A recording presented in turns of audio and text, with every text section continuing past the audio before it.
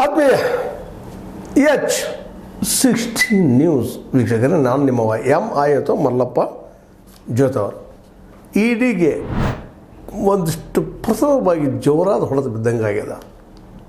Enforcement director. ಯಾಕಪ್ಪ ಅಂತಂದ್ರೆ ಇಲ್ಲಿವರೆಗೆ ಕೇವಲ ವಿರೋಧ ಪಕ್ಷಗಳನ್ನು ಮಾತ್ರ ಟಾರ್ಗೆಟ್ ಮಾಡ್ತಾ ಬಂದಿದ್ದು ನಾವು ನೋಡ್ತಾ ಇದ್ದೀವಿ. ಅದರಲ್ಲೂ ಕಳೆದ 11 ವರ್ಷಗಳಲ್ಲಿ ಇಡಿಯನ್ನು ದುರ್ಬಳಕೆ ಮಾಡಿಕೊಂಡದ್ದೋ ಅಥವಾ ಸದ್ಬಳಕೆ ಆಗಿದ್ನೋ BJP ಹೇಳಬೇಕು ಅದಕ್ಕೆ.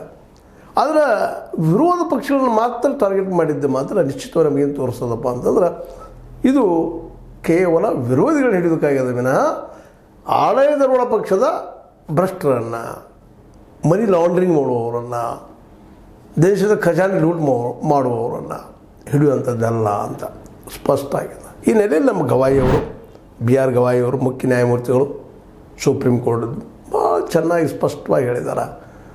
ಯಾಕ್ರಿ ನಿಮ್ಮ ದುರ್ಬಳಕೆ ಮಾಡ್ಕೊಳ್ತಾ ಇದ್ದಾರೆ, ಇದು ನೀವು ಯಾಕೆ ದುರ್ಬಳಕೆ ಆಗ್ತಾ ಇದ್ದೀರಿ ಅನ್ನೋ ಪ್ರಶ್ನೆ ಮಾಡಿದ್ದಾರೆ ಭಾಳ ಸ್ಪಷ್ಟವಾಗಿ.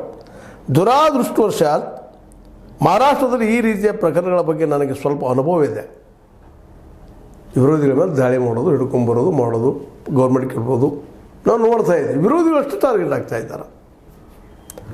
ದಯವಿಟ್ಟು ನಮ್ಮನ್ನು ಏನಾದರೂ ಹೇಳಲು ಒತ್ತಾಯಿಸಬೇಡಿ. ಪಾಪ ನೋವಾಗ್ಯದ ಅವರಿಗೆ. ಈ ಒಂದು ಇಲ್ಲಿವರೆಗೆ ಆದಂಥ ಘಟನೆಗಳಿಂದಾಗೆ ಸಹಜವಾಗಿ ನಮ್ಮ ಗವಾಯಿಯವರಿಗೆ, ನ್ಯಾಯಮೂರ್ತಿಗಳಿಗೆ ನೋವಾಗ್ಯದ. ಏನಪ್ಪ ನೀವು ಮಾಡ್ತಾಯಿದ್ದೀರಿ, ಯಾವ ಸಲುವಾಗಿ ಮಾಡ್ತಾಯಿದ್ದೀರಿ ಅನ್ನುವಷ್ಟು ಮಟ್ಟಿಗೆ ನೋವದ. ಅವ್ರಿಗೆ ಎಕ್ಸ್ಪ್ರೆಸ್ ಮಾಡ್ತಾಯಿಲ್ಲ. ನಾವು ಬಾಯಿ ತೆರೆದ್ರೆ ಭಾಳ ಕೆಟ್ಟದ್ದು ಬರೋದಪ್ಪ ನಮಗೆ. ಇದ್ದಿದ್ದು ವಸ್ತುಸ್ಥಿತಿ ಹೇಳಬೇಕಾಗ್ತದೆ ಎಚ್ಚರ ಅನ್ನುವಂಥ ಮಾತು. ಇಲ್ಲದಿದ್ದರೆ ನಾವು ಜಾರಿ ನಿರ್ದೇಶನಾಲಯದ ಬಗ್ಗೆ ತುಂಬ ಕಟುವಾದ ಟೀಕೆಗಳನ್ನು ಮಾಡಬೇಕಾಗುತ್ತದೆ. ನೋಡಿ, ಸ್ಪಷ್ಟವಾಗಿ ಹೇಳ್ತಾ ಇದ್ದಾರೆ. ನಿಮ್ಮ ಬಗ್ಗೆ ಭಾಳ ಕಟುವಾದ ಮಾತು ಮಾತಾಡಬೇಕಾಗ್ತದೆ. ಎಚ್ಚರ್ರಿ ನೀವು. ಯಾರ ಮೇಲೆ ಏನೊಂದು ಆರೋಪ ಮಾಡುವಂಥದ್ದು ಮಾಡ್ರಿ, ಇಲ್ಲ ಅಂತಲ್ಲ.